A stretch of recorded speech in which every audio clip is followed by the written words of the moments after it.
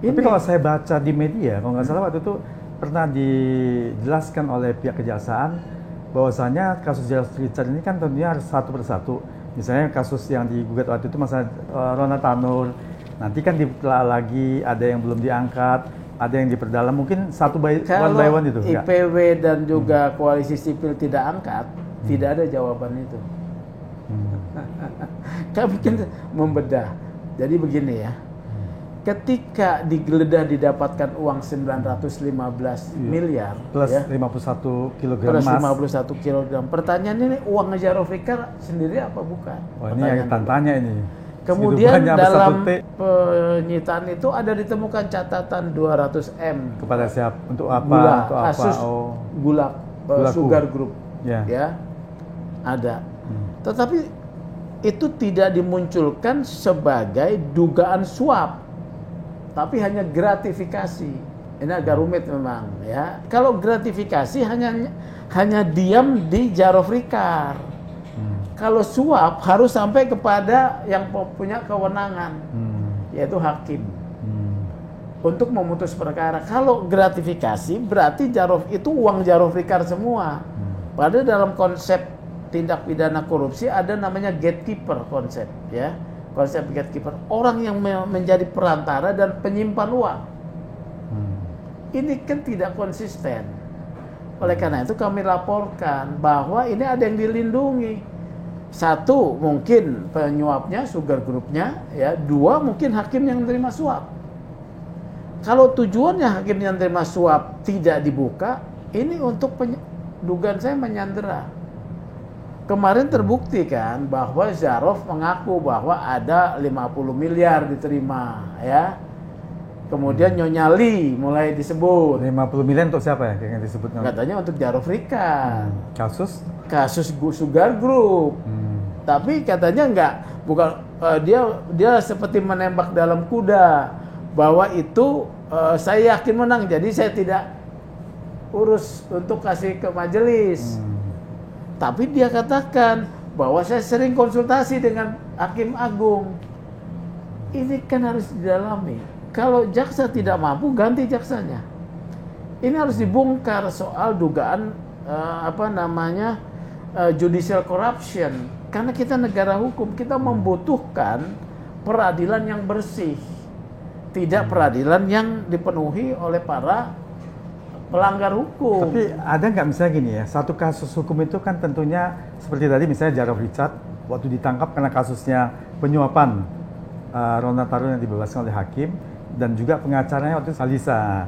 Nah ini kan tentunya kasus yang diajukan dulu adalah berkaitan dengan kasus utama dulu. Nantinya kalau ditemukan yang lain itu kan tentunya akan diangkat berikutnya. Kalau tidak diributkin, nggak akan jawab seperti itu. Bukan, tapi kan mungkin nggak diberi waktu dulu, barangkali memang belum waktunya atau apa, barangkali gitu. Enggak dong. Dia harus kemudian juga menyebut di dalam dakwaan. Kami menganalisis dakwaan bahwa yang dikenakan hanya gratifikasi. Padahal itu dugaan 915 miliar itu adalah bagian dari uang suap yang disimpan, dugaan ya. Nah harusnya dibongkar. Disebut Sugar Group, tidak disebut juga. Artinya ada yang dilindungi, ada yang ditutup-tutupi, ya.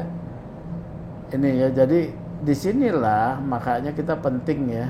Tadi konteksnya peran daripada civil society mengontrol.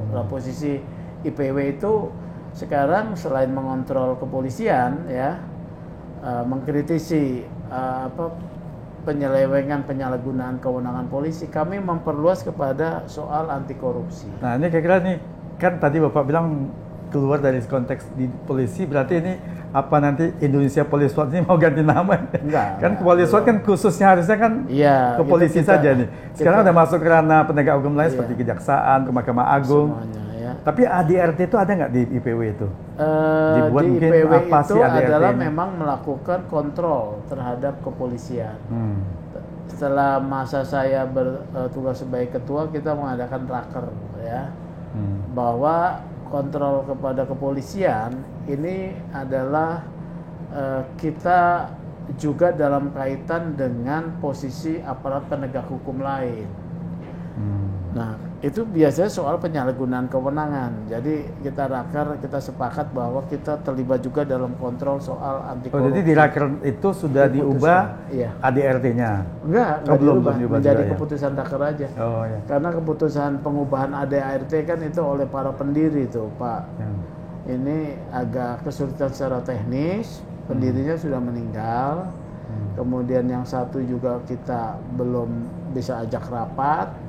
Sementara tuntutan kinerja harus terus jalan, ya. Saya sendiri nggak ada di namanya di akta. Atau mungkin nanti Bapak bentuk satu lagi, Indonesia Adiaksa Watch misalnya.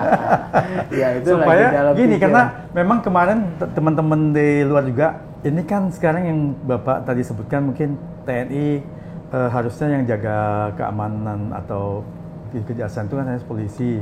Kenapa TNI sekarang masuk? Nah ini nanti teman-teman juga bertanya nih, IPW kan mestinya ngurusinnya polisi, sekarang udah masuk lagi ke kejaksaan, ke Mahkamah Agung. Ini kan lebih pada posisi saya sebagai ketua IPW merespon situasi-situasi hukum, politik hukum kita, ya. Karena yang mengkritisi politik hukum ini semakin sedikit, gitu ya. Jadi Bapak melihat itu sehingga Bapak merasa perlu ya disampaikan, ya, bahwa kontrol masyarakat kan perlu disampaikan. Saya sudah terlabel sebagai IPW, ya, orang mengutip IPW. Iya, karena namanya juga waktu Bapak, kalau nggak salah saya baca di media itu adalah yang Bapak sampaikan tadi, yang masalah di Kejaksaan Richard Jarov itu. Atas nama IPW Bapak, ya, ketua IPW. Betul. Kan ini kok polisi sekarang udah ngurusin kejaksaan. Itu hasil raker kita di tahun 2023. Iya. Raker kita di 2023 bahwa kewenangan mandatnya kita perluas untuk mengontrol juga soal korupsi. Dan memang korupsi ini bukannya makin habis, ya, makin rame, makin marak gitu loh.